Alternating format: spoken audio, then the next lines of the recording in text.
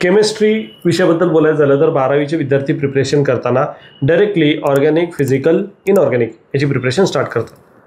पण organic preparation करताना विद्यार्थ्यांनी हे समजून घेणं गरजेचं आहे की 11वीचा हायड्रोकार्बन किंवा ज्याला आपण बेसिकली GOC म्हणतो, हा पार्ट तुम्हाला परफेक्ट येणं गरजेचं आहे.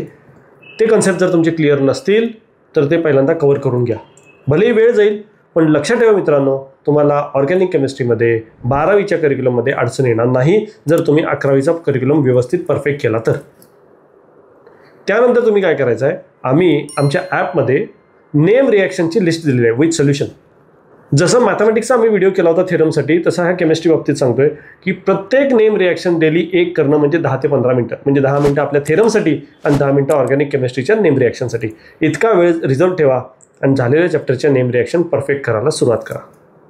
बघता बघता महिन्याभरात तुमचे सर्व थेरम्स तसेच नेम रिॲक्शन्स कव्हर होऊन जातील. या व्हिडिओच्या एंडला सुद्धा नेम रिॲक्शनची लिस्ट दिलेली आहे, पण त्याचे सोल्युशन्स हे तुम्हाला ॲपवर अवेलेबल करून दिलेले आहेत. तुम्ही काय करायचं आहे, आपल्यासारखे जे 12वीचे विद्यार्थी आहेत त्यांना या नेम रिॲक्शन पोचण्यासाठी हा व्हिडिओ मॅक्झिमम लोकांपर्यंत पोचवायचा आहे.